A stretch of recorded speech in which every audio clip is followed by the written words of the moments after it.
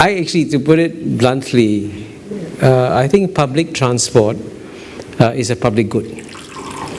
And if it's a public good, it's best handled by a public institution using public revenues so that you take care of it for the long term.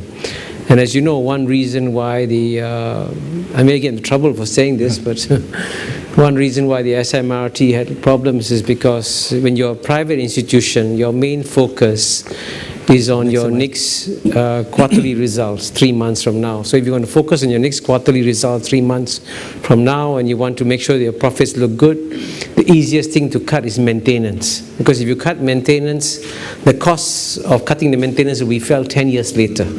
It won't be felt right away, but your quarterly results will look good. And you saw, I mean, sadly enough, I can tell you that when the Singapore's MRT system was launched, one of the greatest admirers in the world of the Singapore MRT system was the United States ambassador to the UN called General Vernon Walters, Dick Walters, who became a good friend of mine. And his hobby was visiting subway stations around the world. Seriously, Moscow, Paris, London, everywhere. And he said, Kishore, this is in the 80s, he said, the best subway system in the world in the 1980s, he said, was Singapore. He says, you are the only country that actually built an underground railway system ahead of schedule, below cost, and so clean and functioning so well. So we were number one in the world in the 1980s. And then now you look at the newspapers, every other day there's something breaking down. Clearly, when something breaks down today, it's a result of a decision made 10 years ago. So that shows the consequences of focusing on quarterly results rather than long-term institutional strength when it comes to delivering public goods. But I think, to be fair, I think at the same time there has been, as I say, a reversion to the norm, and so now more and more investment is made in our underground system as a public good, and that's happening.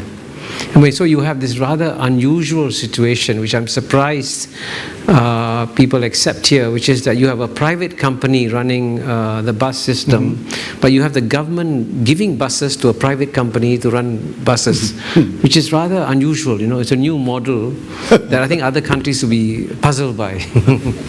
But anyway, so that's my answer to your question. So shall we have questions on the floor? Narayan is a good friend. He's, by the way, as Tomiko would say, he's the right Sindhi. He made the right decision. He didn't study philosophy, he went to business. Kishore, just to take up the point that Tommy made about him being more optimistic about Singapore's future, you were a little more downbeat about it. The Americans say after 200 odd years that they are still an exceptional society. So if that is the case, and if you buy into that, under what circumstances do you think that Singapore can continue to be an exceptional state or society going forward the next 50 or 100 years? Yeah. Okay, great question. Let me begin by saying that I'm not pessimistic. I'm just slightly less optimistic than Tommy. And I frankly think that, I agree that the United States has been an exceptional country, absolutely no doubt whatsoever. There's no country since human history began that has been as successful as the United States in terms of its manifold achievements and so on and so forth. But you can do that when you're a big, large country and you can attract the best and brightest to come to your country, okay? So if you go to Silicon Valley and you see that, if you go to anywhere, there's startups, half the room is full of Chinese and Indians, And if you try and get venture capital money, they will say, what's your IC factor? How many Indians and Chinese do you have in your team? No Indians, no Chinese, no venture capital. So that's what America can do. But you can see in Singapore, clearly Singapore can and should do what America is doing, attract the best and brightest. But you saw in the last elections, the backlash against too many foreigners coming in. So, and we don't have the scale of land, we don't have the size of the United States of America. We actually, we are physically the most constrained country in the entire world. And sometimes when I speak to audiences overseas, I'm sure you've all seen a map of Southeast Asia. In the map of Southeast Asia, there's one island called Sumatra. On that island called Sumatra, there's one volcanic mountain. On that volcanic mountain, there's a small lake. In the middle of the small lake is a small island. And that small island is bigger than Singapore. I mean, that's how small we are. Okay? Now, with that kind of physical constraint, it takes exceptional leadership to produce the kind of value add that Singapore has done the last 50 years. Now, exceptional leadership is very difficult to produce. Very difficult. It is in fact, if you look around the world today, what is actually quite striking is globally there's a shortage of exceptional leaders around the world. So that, how is it a small country like Singapore can beat the odds and continue to produce exceptional leaders? So maybe Tommy has an answer to that. Yeah. I think size is not destiny. Yeah? Size is not destiny. Size is not destiny, especially in this new world, which is relatively borderless. And if you do not have enough physical land within your national boundaries, you can actually borrow another country's land. As Singapore has done, we built new towns, industrial estates in China, in Vietnam, and many other countries. If you don't have enough people, you can attract talented people to join you, or you can outsource your enterprises to other countries. In this new world, sure, the size of your country is a constraint, but it doesn't determine your destiny. Singapore is, after all, one of the world's largest trading entities. You know, no reason why we are, but we are. We host one of the world's largest seaports, airports, telecommunication center. So my point is that we have many constraints, but with good leadership, outstanding human capital, good governance, and our multiculturalism, and the livability of our city, which is so exceptional in Asia, I think we can continue to be successful. My question is on India. You mentioned that Singapore will have to make some hard choices in the next 50 years to decide between US and China and how to balance that. What role do you think India will play in Singapore's survival in the next 50 years? And this year being Singapore-India 50th anniversary, can you project what it will look like in the next 50 years? Yeah. Well, let me take a stab at answering the question, and Tommy can add something, because he's a chairman of the Singapore-India dialogue that we have. Well, I think India's role in Southeast Asia is going to grow by leaps and bounds. And again, it's perfectly natural. It's a natural consequence of India becoming bigger and stronger. And also, if you look at the larger history of Southeast Asia over the last 3,000 years, out of the 10 member states of ASEAN, 9 have what they call a Hinduized cultural base. Only Vietnam has a Sinic cultural base. Well, that shows you that the influence of India in Southeast Asia goes back thousands and thousands of years.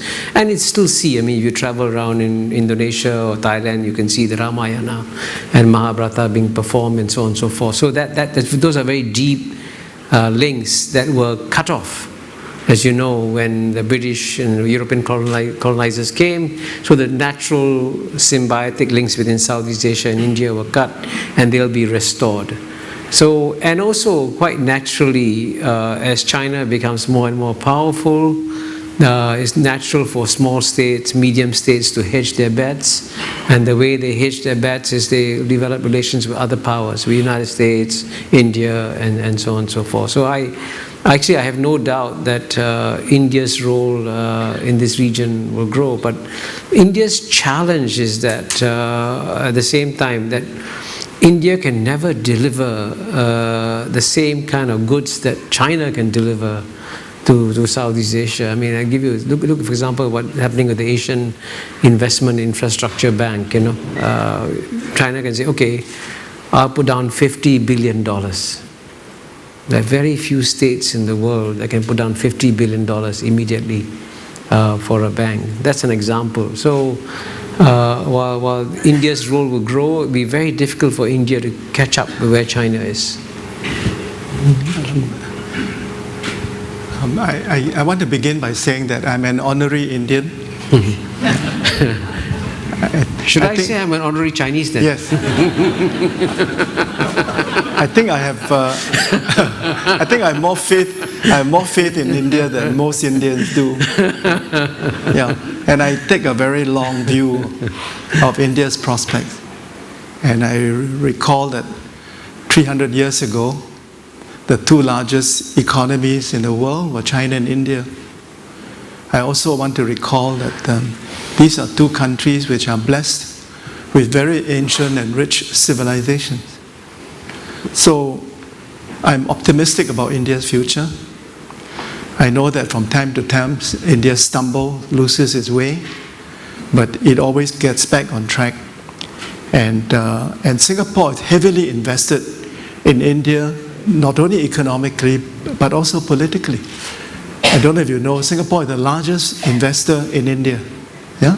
Number one. Number one. Yeah, we are number one in both in India and in China. In the last 2 years, we have surpassed Japan as the biggest foreign investor in China. We are also the biggest foreign investor in India. But that's because of Satpal Kata. But unlike Kishore, I believe that the Prime Minister of India, Narendra Modi, is a transformational leader. I think under his leadership, India has an opportunity to accelerate its growth. And I will not be surprised if in the next 10 years, India's growth rate surpasses that of China. Yeah? I think it's possible. And Singapore's long-term view of the region is we want to be as close to China as we are to India. We want to be as close to China as we are to Japan. And we want to be as close to America as to these three Asian giants. But most of all, we are anchored in ASEAN. We have a vested interest to keep Southeast Asia peaceful and cooperative. And Kishore and I are both true believers in the usefulness of ASEAN to the region and to Singapore. Okay. One question over there, then Farish, and then Zainal. Okay, sorry, go ahead. Chinta, Professor Mahbubani and Professor Ko. Professor Mahbubani earlier in the opening remarks said that Singapore in the first 50 years has been an exceptional state. And in the next 50 years, who knows, maybe yes, maybe not. Given that, and given that it sounds, I haven't read the book, but it sounds like you have sounded caution in the complacency that success has brought to Singapore. I wonder what you think of Singapore's role as an aspiration and a role model for public administration and the governance for countries in the region. We all know that countries like China has sent their government officials to institutions like LKY School and NTU to be trained to learn the Singapore way. Do you think that in the future, Singapore will continue to be an attractive place for upcoming public policy makers from countries like China or Myanmar or Indonesia, Malaysia, wherever, to kind of come and learn the proper way to do things? Thank you. I'd like to go back to the point that you raised earlier, but also Tommy. First of all, the point about having faith in ASEAN.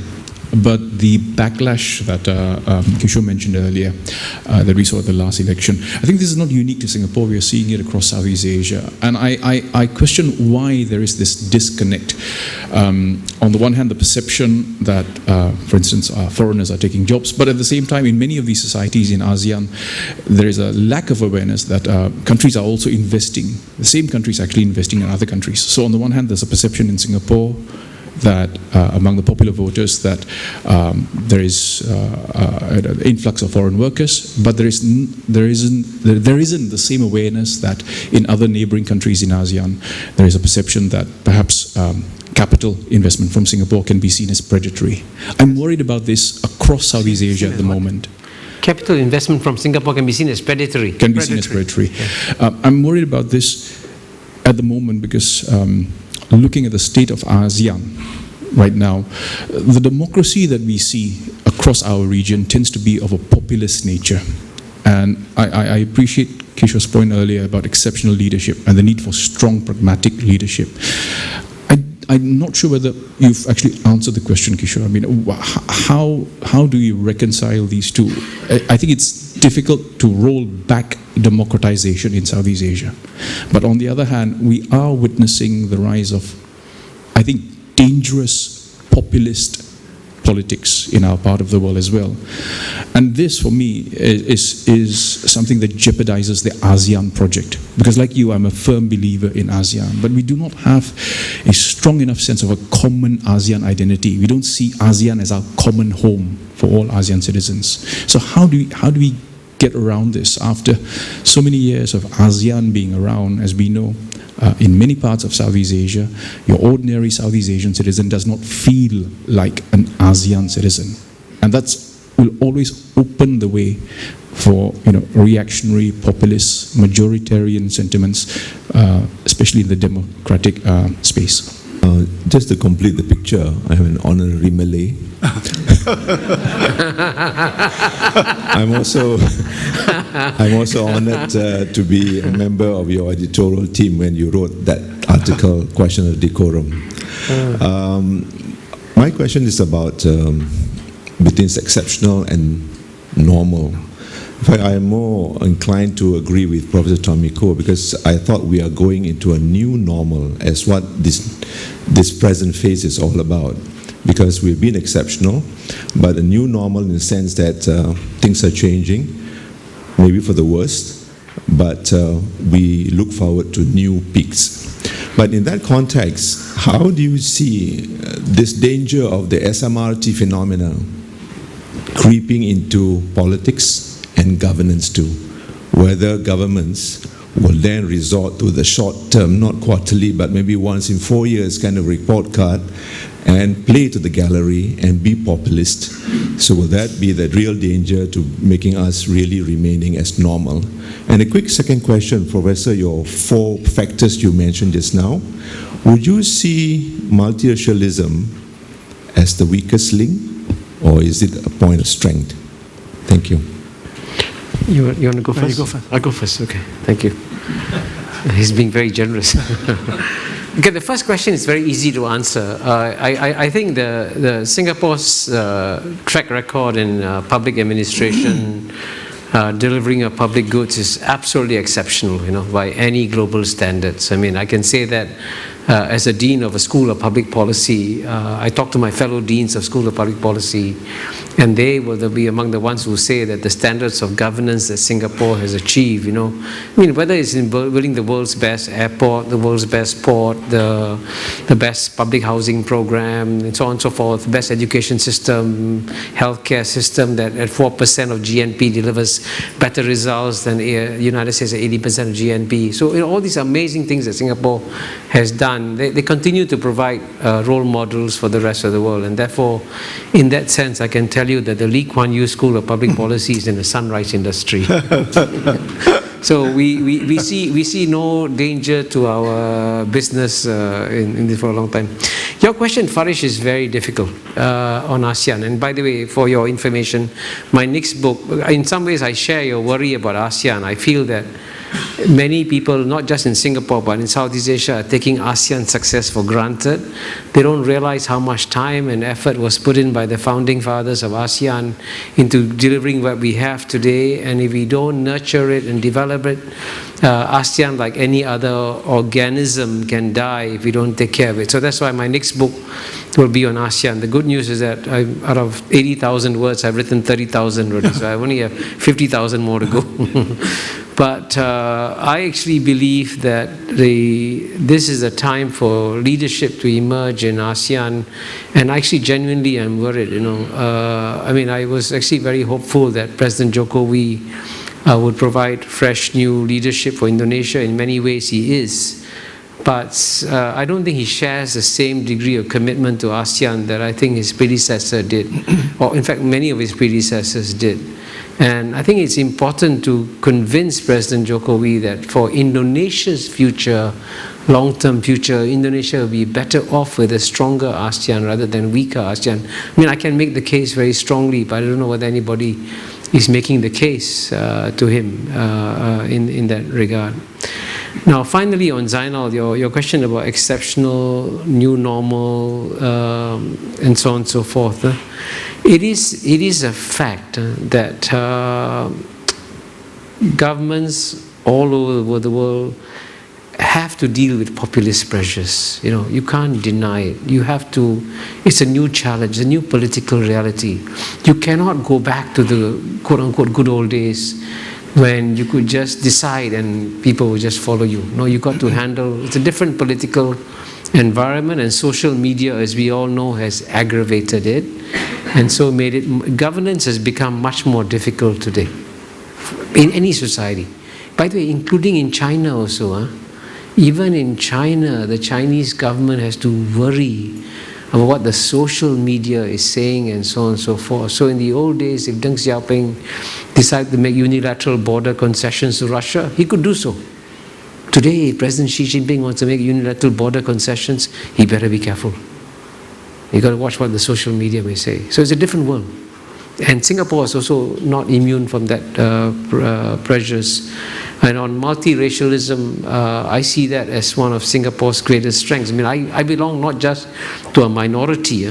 I belong to a minority within a minority. You know, there are, what 6% of Singapore's population is Indians, right? And out of the 6%, I think there are about 10,000 to 20,000 Sindhis in Singapore. Less. 3,000 Sindhis in Singapore. So, 6,000. Yeah, so it's tiny. So I belong to a tiny minority within a minority in Singapore. So for someone who comes from a tiny minority within a minority to represent the country as ambassador to the UN is amazing. No other country in the world, frankly, very few other countries in the world would select someone who belongs to a minority within a minority to be the face of the country at the United Nations. So that's very unusual. So that's clearly a strength that we've developed. But the question whether or not we can maintain it, Tommy Cole will answer.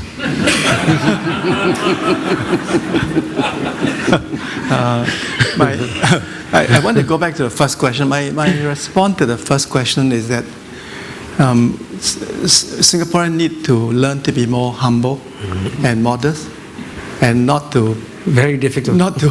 Yeah. In fact, I want to tell you a true story.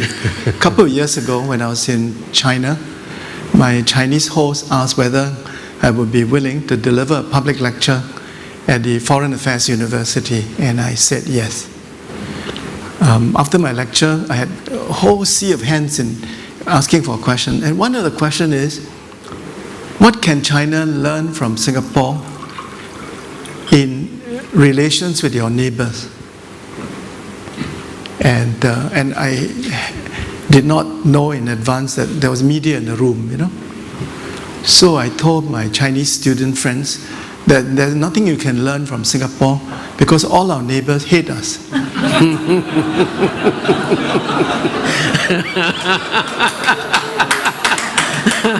And I got thunderous applause. You know? I think the Chinese really loved my answer. So I quickly said, excuse me, since there's media present, maybe I should explain myself. But the point I wanted to make is that some of our neighbors see us as being too boastful and arrogant. So there's a need for Singapore to be humble and modest. I would not say, come to Singapore and learn from our model. We must never say that. We say we want to share our experiences with you.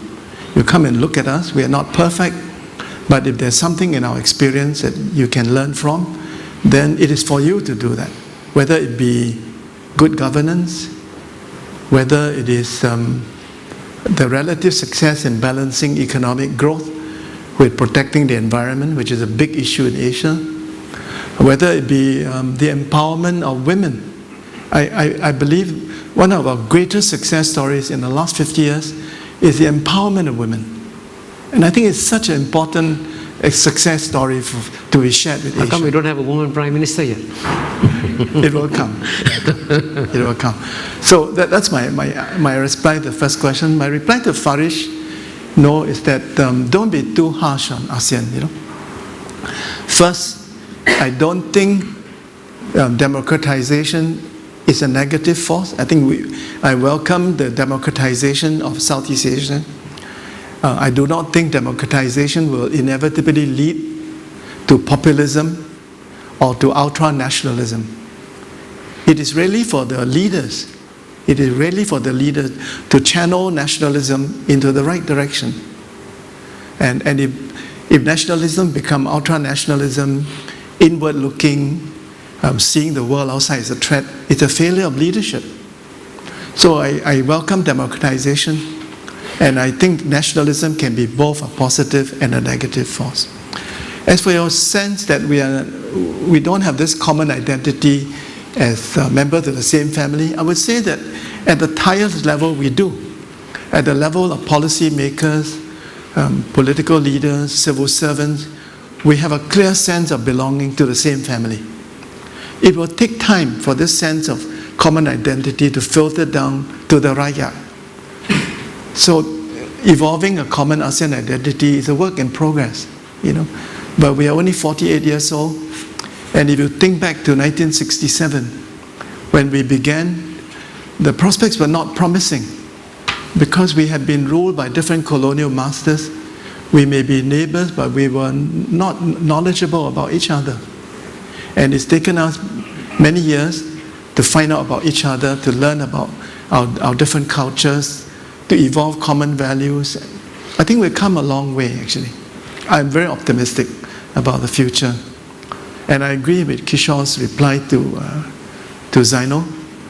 I think multiculturalism is one of our most important achievements. When we look at the world today, where there's so much disharmony between people of different religions, not just in the developing world, but also in the developed world, when we see so much trouble between people of different ethnic groups and different tribes, even in America, which I know so well, the fight against racism in America is not over. You know, the fact that so many black men and black boys, unarmed, have in recent years been killed by the police is a symptom that that fight is not over. You know, we don't have that kind of racism here. Tribalism is an evil that haunts so many countries in the world. And I just want to tell you a story that you may not know, that tribalism at one time haunted Singapore. Relations between different Chinese clans are so good today that you'll be shocked when I tell you that the worst riot in Singapore's history was one between the Hokkiens and the Teochews. Yeah. In 1854, there was a riot between the Hokkiens and Teochews that lasted 10 days, and 600 people were killed, you know. So tribalism within a race can be a great evil, you know. And we've seen this in many parts of the world, especially in Africa. So I would say our achievements of inter-religious harmony, our achievements of interracial harmony, our achievements of inter-tribal harmony is a great achievement. And we must preserve this because it's really a great comparative advantage. I'm both optimistic as well as a little bit skeptical, and I have a question really to build on where you were at earlier, Kishore, on your point of exceptional leadership. So I'm optimistic in the short term, but perhaps not for the reasons that I've heard so far. And I think we have a little bit of tailwind advantage that I see in my firm a lot of facts around. So while I don't think, by the way, that Singapore has become particularly complacent, when I travel around in the region and around the world, I see more self-questioning going on in Singapore than I see in many places. That makes me very, very confident for our future. If we're willing to put our problems on the table, we're more likely to be able to solve them. And I do think some of the structural advantages that you talked about governance, institution building, are very strong. And in a world which is urbanizing very rapidly, we're going to benefit from them. for the next 5 years or so. So in fact, I'm worried about too much complacency creeping in the future. It isn't around today. What I worry about is the type of leadership. This isn't just about how much leadership, but about what kind. Because the things that made us successful so far, in McKinsey we talk about how we've created value in places like Singapore through mostly facilitative leadership. The forces at work are already there, and you rearrange them to create value for this little hub, as opposed to creative leadership, where you come up with new products, new ideas, and you generate value from them. This is a different DNA, a different muscle, and I don't see enough of it here. So in my conversations that I have with the CEOs here, I see, constant devolving to the norm, and a lot of risk aversion, which is a little bit debilitating. And we wonder, how do you stoke, risk-taking, more permission for people to be able to swing for the fences. And I don't know if you've seen examples of where that has already happened, or how you might get that going. Well, let me say very quickly, I'm more pessimistic than both Tommy and Kishore. Kishore has chosen a very provocative title for his book, Can Singapore Survive? And when I heard this, or read this, my first thought was, can we survive environmentally?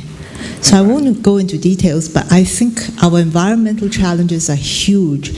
And as Mr. Lee Kuan Yew has said, well, Kishore, you said this is the century of Asia, but Mr. Lee has said very correctly that this is the millennium of environmental challenges.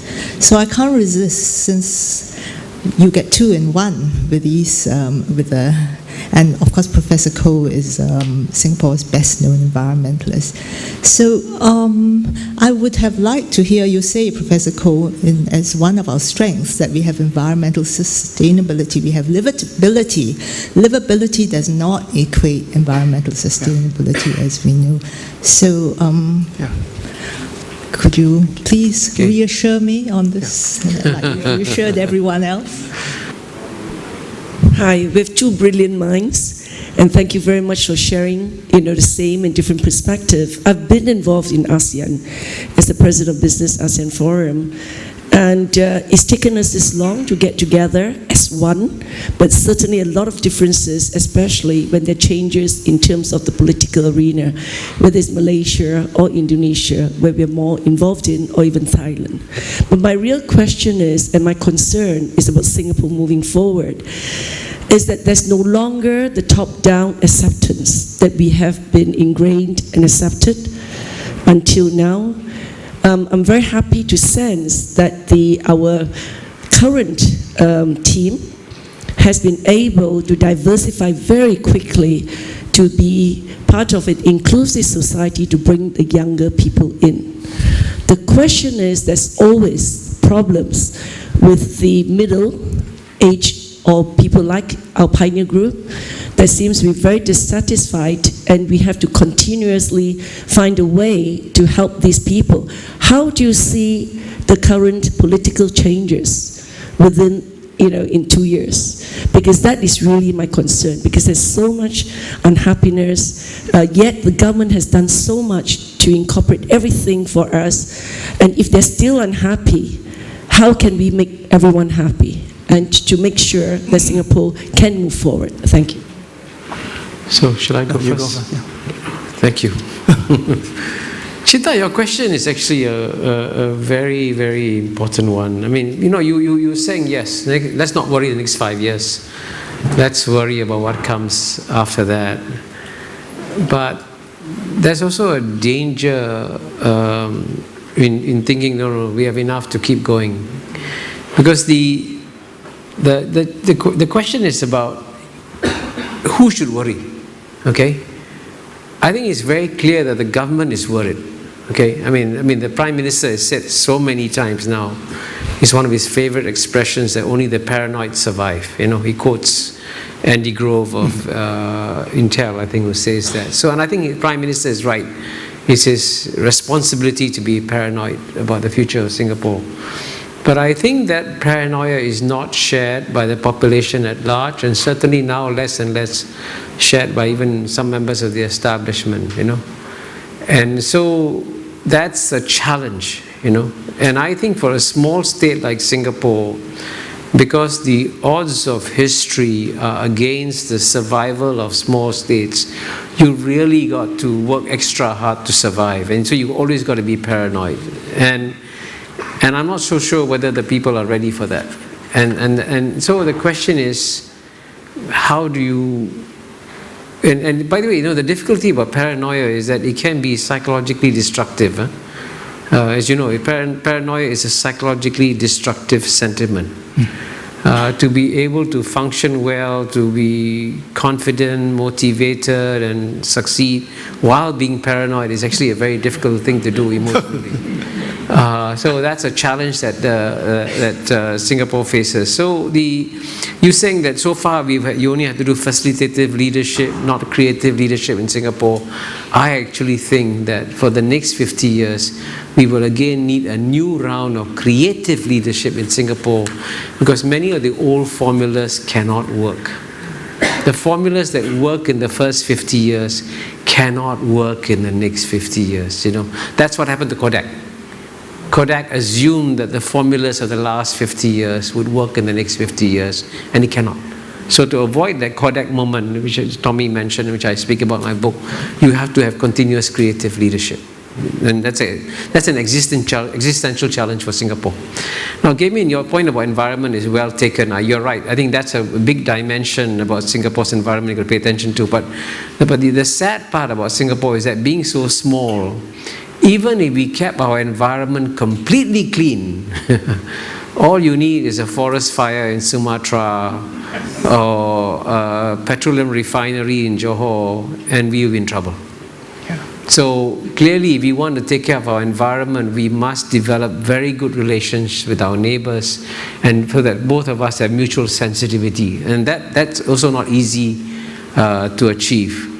And finally, about you mentioned about the pioneer group, Jenny. I'm so glad you mentioned that. I'm very happy to inform you that with my pioneer card, I'm going to show it to all you. I'm a very happy man. I'm a beneficiary of this pioneer group, but it's actually a very wise move. I think on the part of the government to take care of a generation. I mean, I'm lucky. I did very well. Okay. I mean, I've done. As Tommy mentioned, I've done very, very well. But in the street that I grew up in, the 4 or 5 houses on my left, 2 or 3 houses on my right, no one ever went to university. I was the only one in the whole stretch. So can you imagine where they are now? One of them is I still see him. He's a bell captain in Hilton Hotel. One of them is a driver. These are the people whom I grew up with. So for people like that who are bell captains and drivers, this pioneer card means a lot. It's a big deal. So I'm really glad that the government has done it. So I'm not so worried in the short term. Again, politically, I'm prepared to take bets with any of you that PAP is going to win the next election. Right? Anybody wants to bet? But the next election after that, you begin to wonder what's going to happen. Natural. So, these are the new political winds that are coming. The thing to emphasize here is that the new political winds in Singapore are the same political winds in many other countries. So this is what I call the normal situation. You will have new political challenges. So you then have to develop the instincts, the intuition, the reflexes to handle these new political challenges. You have to, because they're coming. And I think, as I said, I'm not worried about the next elections, but after that, privately, I talked to many of you, I'd spoken to many of you at dinners, and you'll tell me, yeah, you're over it. So that's a new situation in Singapore. I'd like to ask a question about censorship in the arts. Robert, you better tell them you taught me poetry in school, no? Yeah, but I don't know, Kishore, whether you have written anything about censorship of the arts, and because Tommy Goh is the first chairman of the National Arts Council. But I'm concerned about things like the disallowing of films by Tan Pin Pin about political exiles, the controversy about withdrawal of books. by the library, and of course things like Ken Kwek's films running into problems. I just wondered whether or not you think that Singapore authorities have got censorship right, censorship of the arts. I might cite a personal problem that I encountered, and I think I might have referred to Tommy Koh the fact that some years ago I wrote the libretto for an opera called Fences. It was a kind of Romeo and Juliet story set around the time when Singapore was going to enter Malaysia. Well, to cut a long story short, the NEC did not give me funds, and I think that's a form of censorship. And the reason was that I took a very dim view of Singapore's multiracial situation and its religion, which I did not. So I'm concerned about these problems, and I wondered whether both of you could address these things. Thank you. Tommy, you answer the question. So there are 4 questions. I'll give you 1 minute for each question. The first question, I would say I don't share your impression. I think there's a new spirit of entrepreneurship in Singapore. I see this among both my sons and among their friends, most of whom are in the private sector. Many of whom have started their own businesses. Singapore has one of the most conducive environment for startups. So I'm very optimistic. The second question by Dr. Gay Min. We are very small and very urbanized, but we have 2 very precious achievements. We have shown the rest of the developing world that it is possible to make the transition from an underdeveloped to a developed economy without ruining your environment, without polluting your air, polluting your water, And much more than that, in recent years, Singapore has pioneered the view that urbanization and cities are not the enemy of nature. We have mobilized a group of like-minded cities to share with us the view that cities are important agents for conserving biodiversity. And in fact, the UN has adopted a Singapore Index of Biodiversity for cities. Jenny Chan's question. Singapore has changed, I would say Singapore has changed for the better. The old way of governing Singapore from the top down is no longer viable. And this is true not just in Singapore, but all over the world. So the new normal is a much more inclusive, consultative process. But look at the recent budget debate in Parliament. Isn't it wonderful that the governing party and the opposition were in agreement that this is a good budget, And if Singaporeans are unhappy, it is because there are some good reasons to be unhappy about. I think we have allowed the inequality of wealth and income to grow too wide. I think in recent years we were not careful in calibrating how many foreigners we can absorb without upsetting Singaporeans. Singaporeans are basically welcoming of foreigners. We're not xenophobic, In fact, I always make the argument that we are one of the least xenophobic people in the world, And about the future, I'm very optimistic. I think the new budget is a wonderful budget. As someone who will have to pay 2% more for my tax, I welcome this. Why you earn so much money? I don't resent this at all. I welcome this. I'm happy to pay 2% more in order that I can help the elderly poor in Singapore who have made many sacrifices for our country and have a right to live in dignity in the closing years. And I also welcome the skill development initiative, Skills Future. Why? Our ambition is to retain a manufacturing sector as a major pillar of the Singapore economy. This is very hard to do. If we want to keep manufacturing at 20% of the economy, the secret of failure or success is skills development. There are 2 countries in the world that we wish to emulate, and these are Switzerland and Germany. And what the government has done in promoting technical and vocational education, apprenticeship, putting money where our mouth is it's the right thing to do. It ensures our continued success. It ensures that people who may not be academically inclined will have a bright future. And it will make for a better, more inclusive and more egalitarian Singapore. As for censorship, I would remind Robert that I was chairman of the 1992 Censorship Review Committee, and I tried to broaden the intellectual and artistic space in Singapore. I tried to take away the power of censorship from the bureaucrats and give it to citizens. I encourage art groups to censor themselves. But we are fundamentally a very conservative society, you know? Yeah. If you look at the recent IPS polls, I'm really shocked, you know, that 70% of Singaporeans think homosexuality is wrong. They are against same-sex marriage. Even in 1992, I wanted to reduce the age for seeing RA movies from 21 to 18. I did a poll, and the people were against me.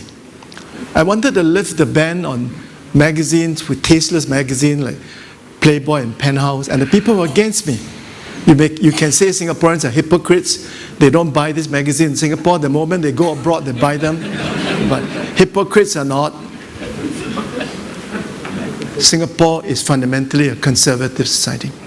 We have to progress towards greater freedom at a pace acceptable to the majority. I'm like you, a liberal, you know. I wish I could abolish all censorship, but it's not possible. But the trajectory is a positive one. When you were a young playwright, Robert, you were constantly harassed by the censors.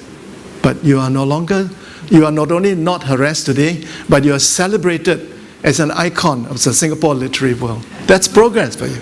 Not quite true. So I think before Tommy and I stand up and unveil the great book, can you please join me in thanking Tommy Koh for being a wonderful guest of honor?